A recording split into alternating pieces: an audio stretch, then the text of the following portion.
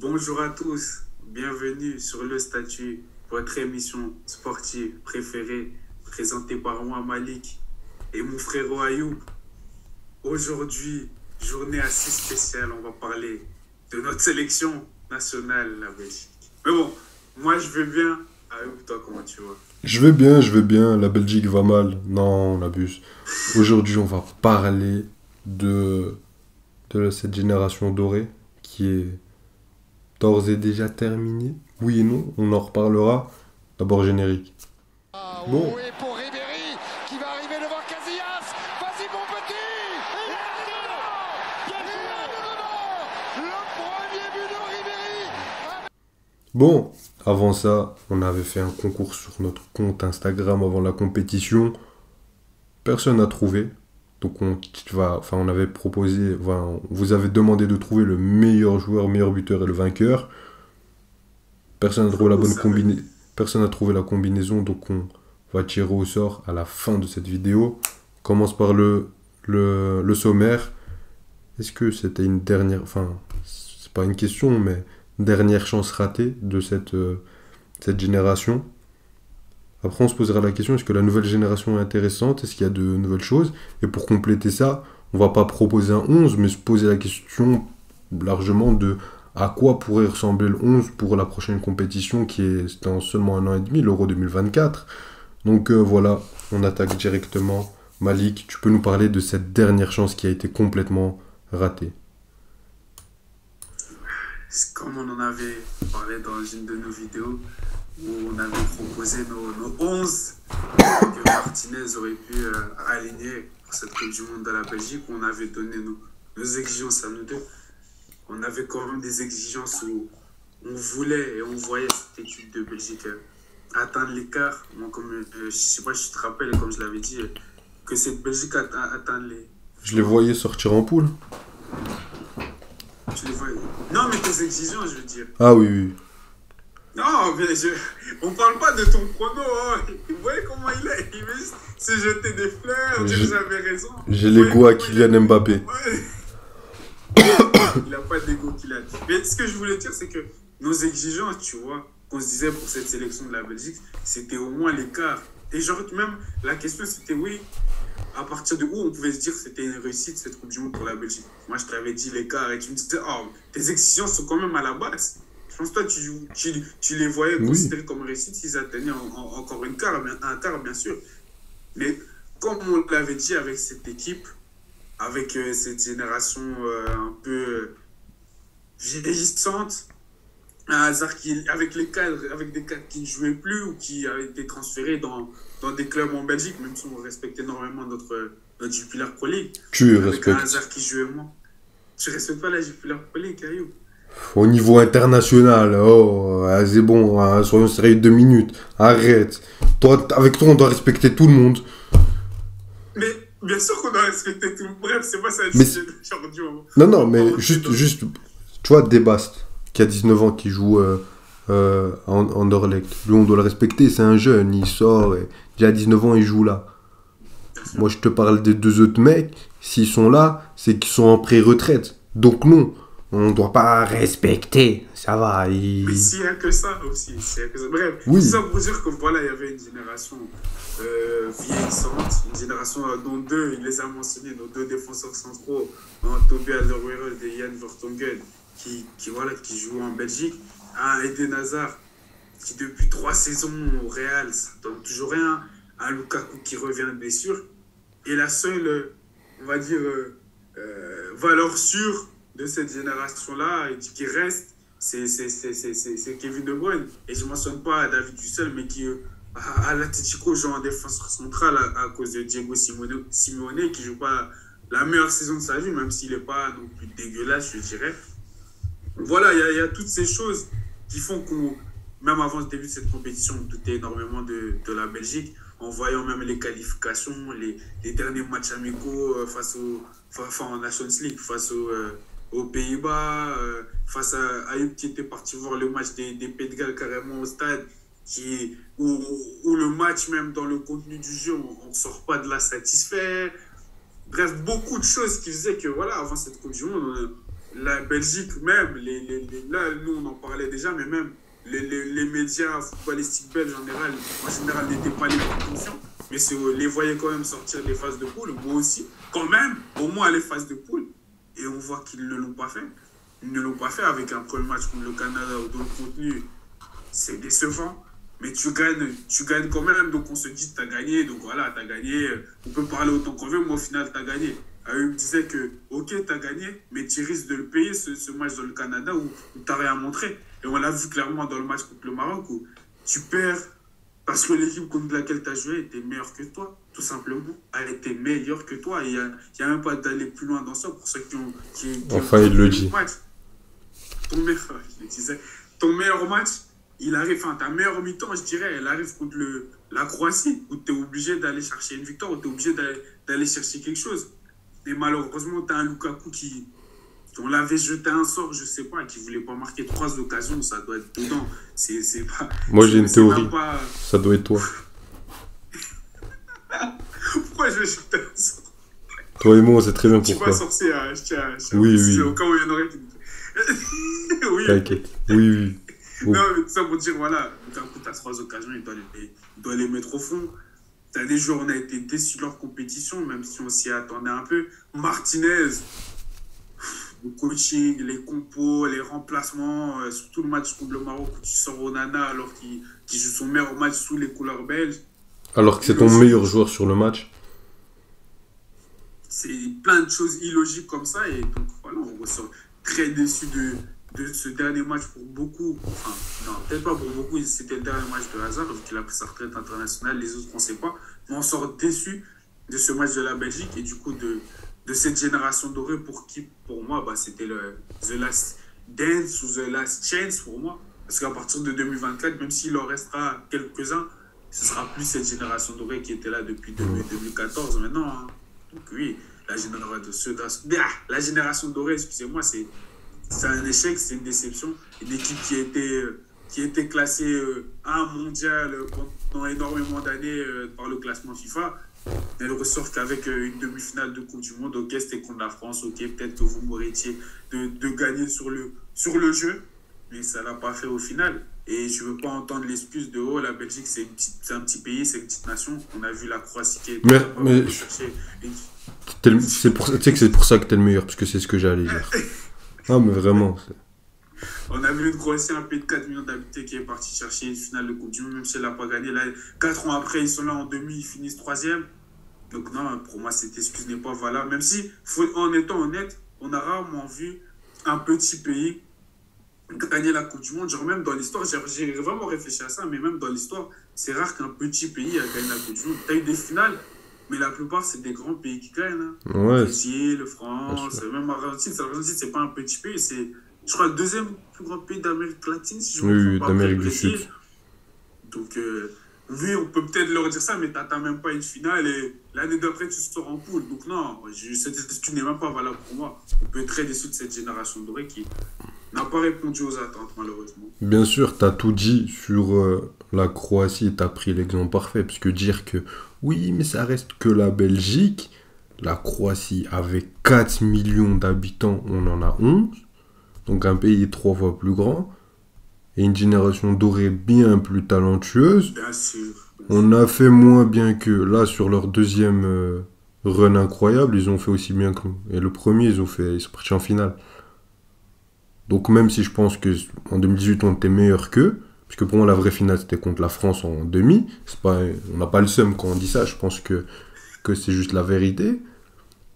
Mais tu peux être déçu. Et toi tu parlais de The Last Dance. D'où vient ce terme de l'équipe? Tu connais bien mieux le basket que moi. De cette équipe en 98, c'est bien ça, 97-98, qui joue sa dernière saison de basket. 98, hein. Désolé les Français. Non, 98. Quand tu prends cet exemple-là, les joueurs étaient encore très très très compétitifs. Et c'était pas pour trop pousser que c'était la dernière, que c'était The Last Dance. Mais là, pour moi, la vraie The Last Dance, je sais pas, c'est pour ça que j'avais très peu d'espoir. Enfin, pour moi, il fallait rester exigeant, mais je les voyais quand même flopper. Pour moi, la vraie The Last Dance, c'était en 2018 ou en 2021. Pour moi, la vraie The Last Dance, c'était en 2021 où c'était vraiment ta dernière chance. Et même là, moi, je les voyais perdre contre l'Italie et je le disais dès les phases de poule, tu t'en rappelles. Je disais, moi, tu tombes contre l'Italie en quart, je suis très inquiet. Donc, à part 2018, j'ai jamais vraiment cru en ce groupe. Et j'ai cru en tant que supporter, mais en tant que suiveur, en tant qu'analyste, journaliste, appelez ça comme vous voulez, à part en 2018 où tu perds sur un fil contre la France, j'y ai jamais vraiment cru. J'ai voulu y croire, mais j'y ai pas cru. Mais pour moi, au-delà quand on dit dernière chance ratée, c'est dans l'impression que cette équipe te laisse, mais dans tous les sens. Le match que tu fais contre... On est tombé face à une très belle Canada, et moi je vais le dire, parce que faut qu'on le dise une fois, le Canada, dans beaucoup d'autres groupes, dans d'autres groupes, ils sortent. Avec un autre match en premier match, etc. Pour moi, ils sortent d'autres groupes. Ils sont dans le groupe peut-être... Ils disent ça, ils disent qualifiés. Oui. Pardon, ils se qualifient. Donc, t'es tombé dans un groupe très difficile. Mais ce que tu fais contre le Maroc, surtout comment tu essayes de retourner, c'est...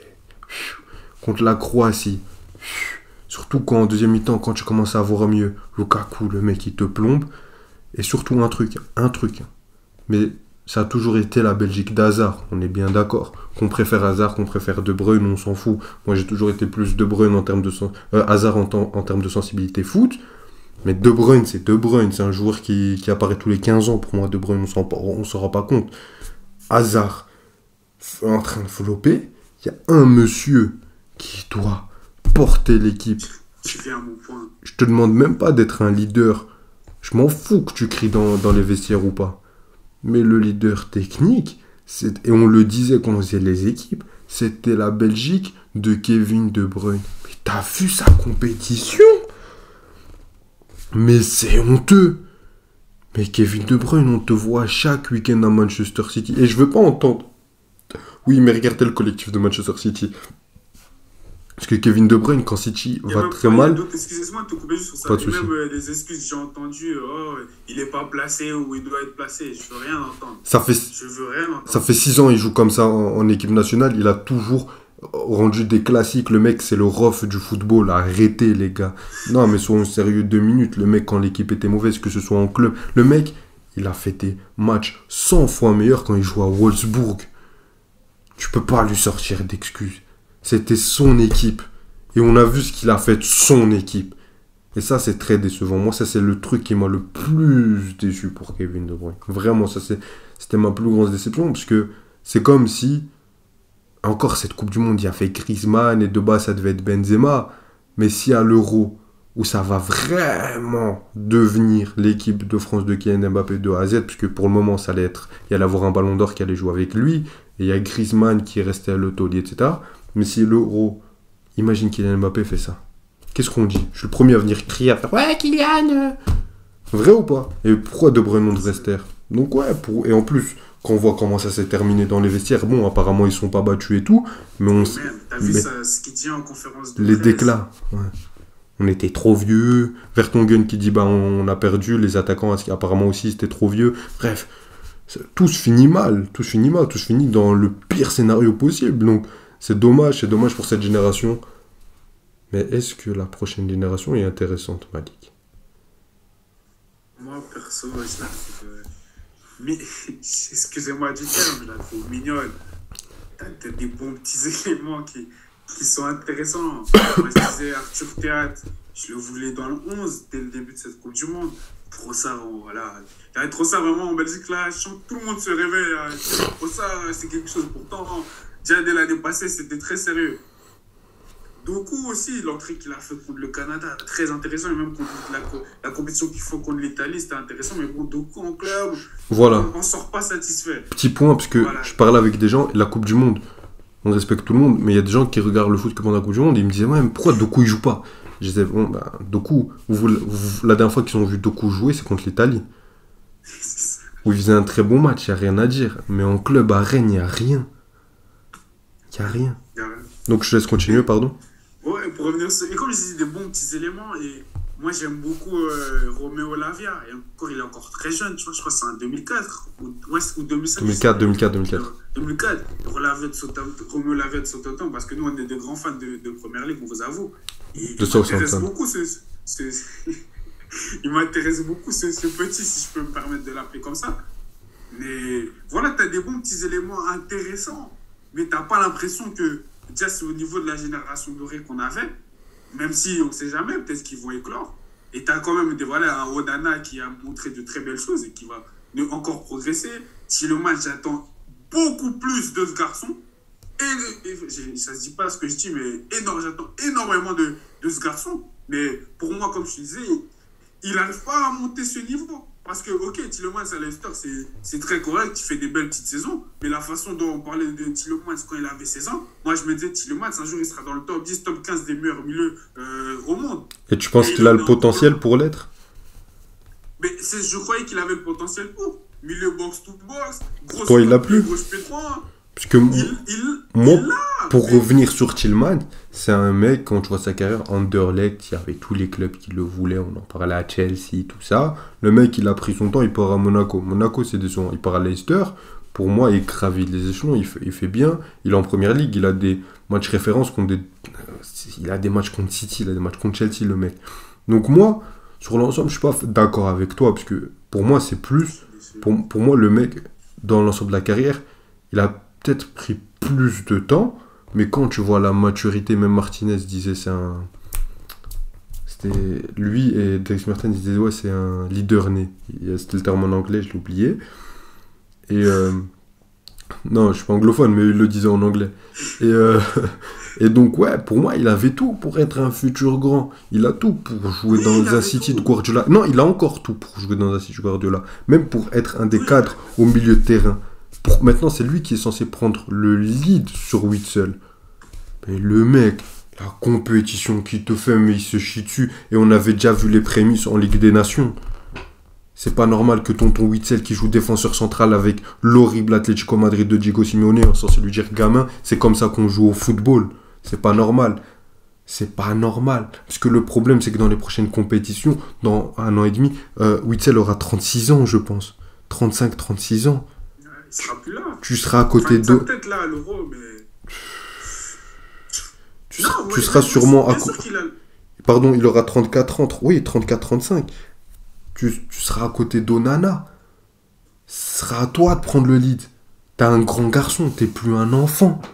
Tu vois ce que je veux dire? Donc c'est ça. Et moi, juste, désolé, je t'ai coupé, mais pour moi, sur, en fait, sur le truc de génération, c'est que c'est très spécial. Généralement, par exemple, en équipe de France, t'as un Mbappé, Colomboigny, Snooze, Thuram, Upamecano, Konaté, Disasi, Badiachil.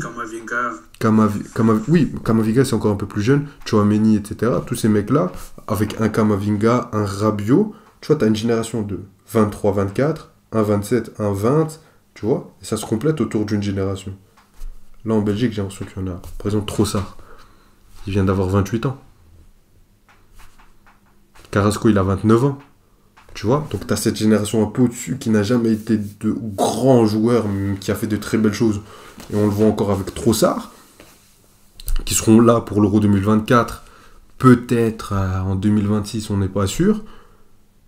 Et en dessous, oui, ben, je sais pas, ils ont... J'avoue qu'on peut pas être certain, parce que comme tu Carrasco aura peut-être... Carrasco aura peut-être 32-33. Tu vois? Moi, je pense pas que tout le monde... va être comme Cristiano Ronaldo. Hein. 32-33, il y a un petit jeune, il te remplace très très rapidement. Et entre ça, t'as rien jusqu'à Tielemans qui a 25 ans. 25 ans ou 26 ans, tu vois? 26, je pense. Enfin, donc t'as un petit écart générationnel. Et en dessous, la génération... 25 ans. La génération... Mais après, peut-être qu'il est né en fin d'année, je vais vérifier. Et en dessous, tu as aussi un écart générationnel, je trouve. Tu as un peu rien, puis tu as les Onana, qui ont 20-21 ans, De Ketelaere, Doku, Arthur Théâtre.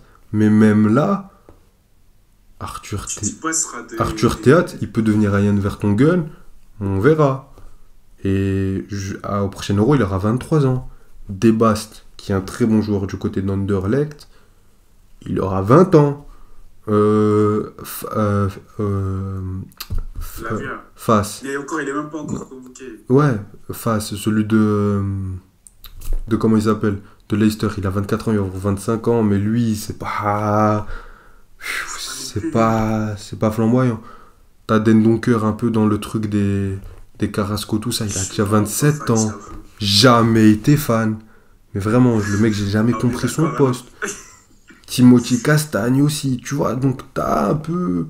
Mais pour moi, tout ça, pour le prochain Euro, et c'est là où on va parler de la composition probablement en 2024, pour moi, si tu prends un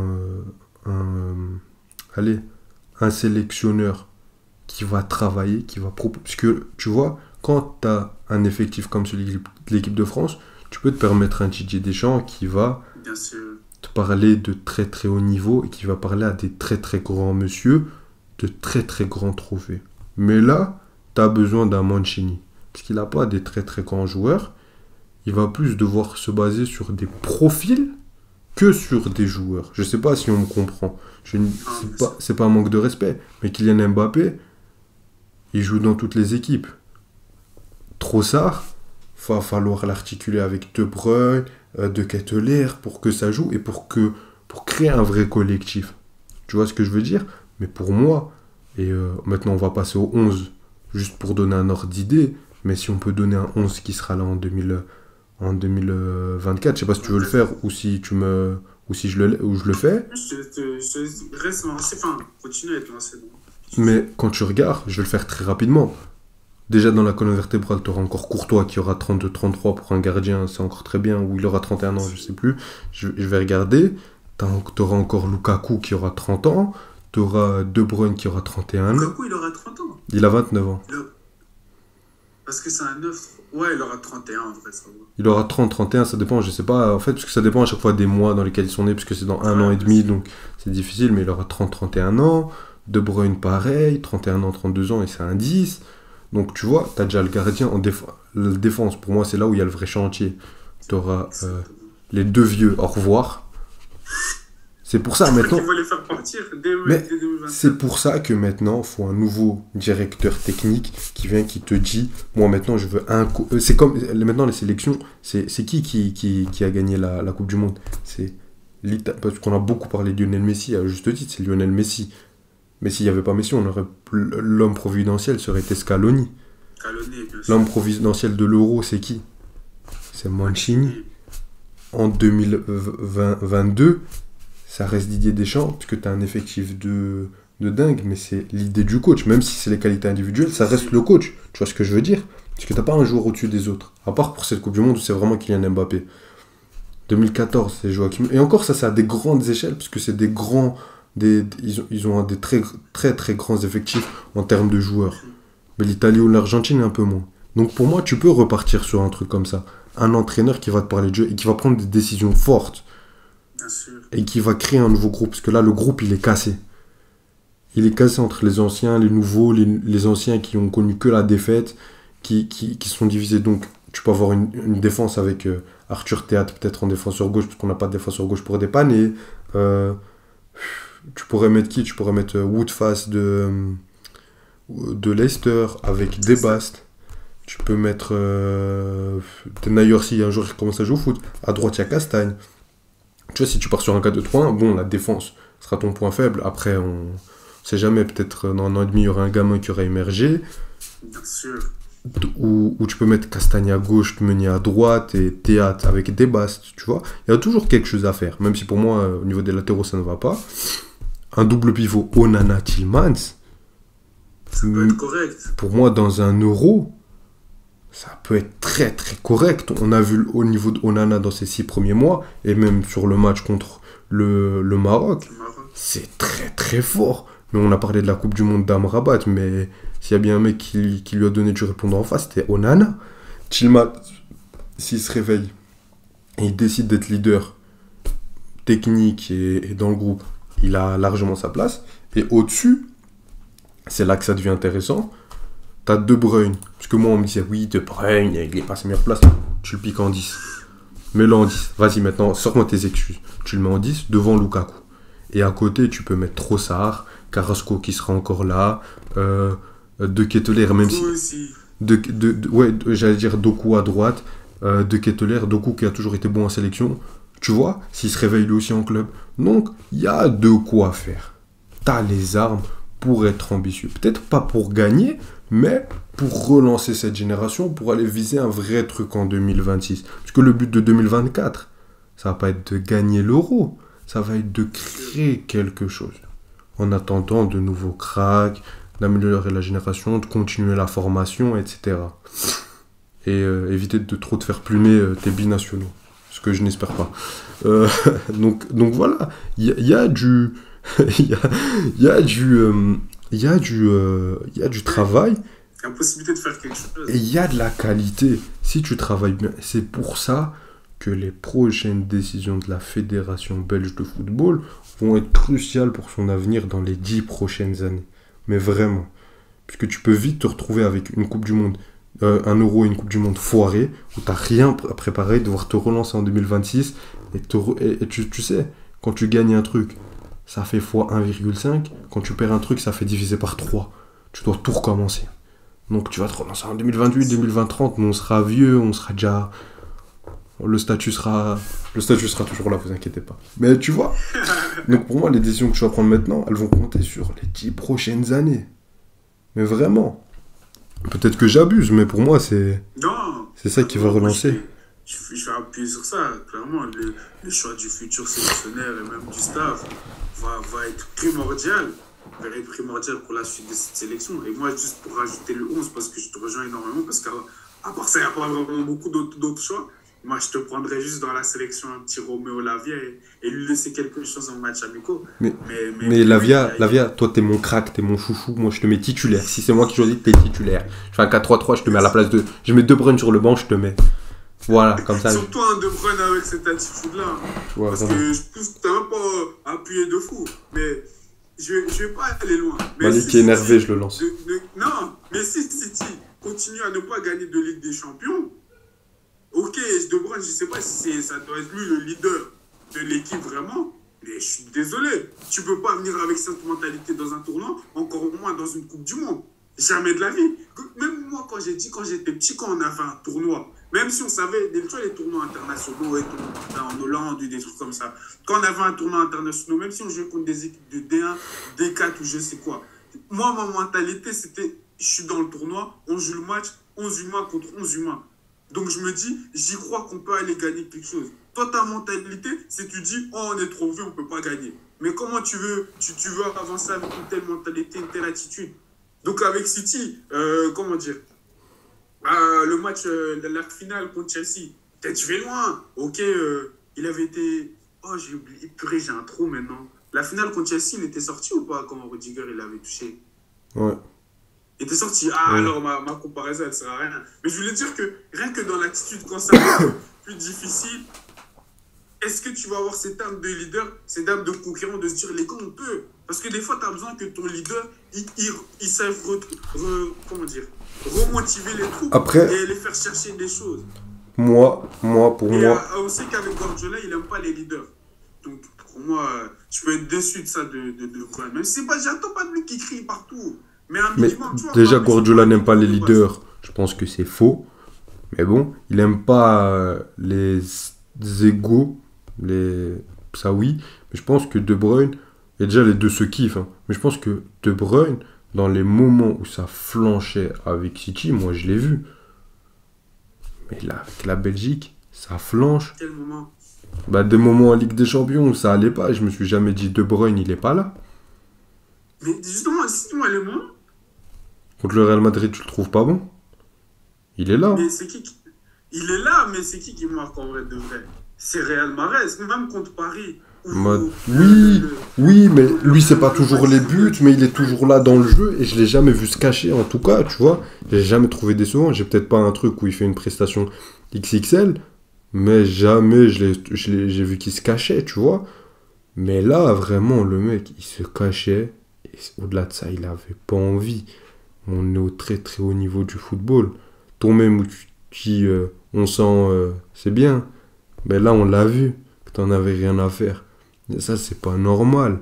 C'est pas normal. Un peu de dignité pour ton pays. C'est une coupe du monde. Il y a des joueurs, ils ont ton âge, ils ont pleuré parce qu'une coupe du monde, tu peux avoir 27 ans, tu la manques, c'est peut-être t'as 27 ans, c'est peut-être ta dernière coupe du monde. C'est tous les 4 ans, tu te blesses, c'est fini. Et tu donnes ça dans une coupe du monde. C'est le rêve de tout le monde de jouer une coupe du monde. Le rêve de tous les gosses. J'allais dire de tous les fans de foot. Mais même pas de tous les gosses. Moi, j'ai envie de jouer la coupe du monde, moi aussi. Il y a 4 milliards de personnes qui ont regardé la finale. 4 milliards. Et les 4 milliards ne sont pas tous fans de foot. Je suis beaucoup les analystes américains, tu me connais par rapport à la NBA et tout.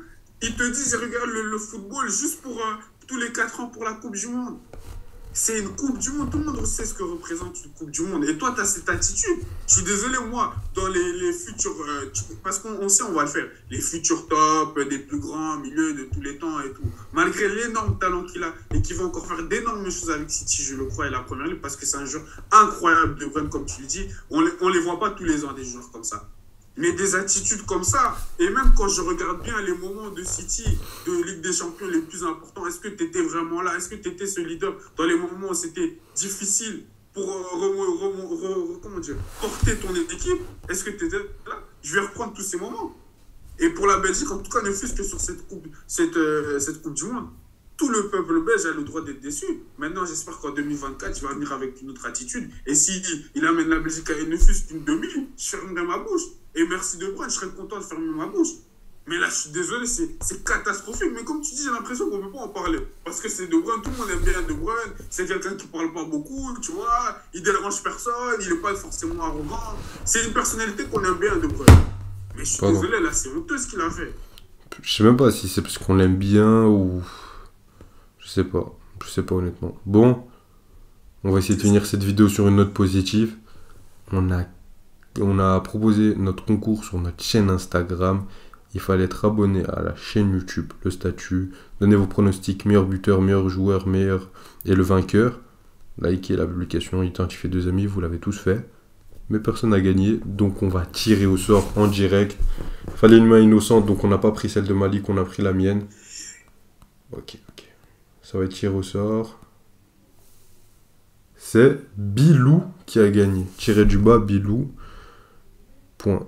Félicitations, donc bon, Bilou. Félicitations. À l'heure où la vidéo sortira, tu recevras un DM pour te demander le maillot que tu as choisi, etc. Et voilà.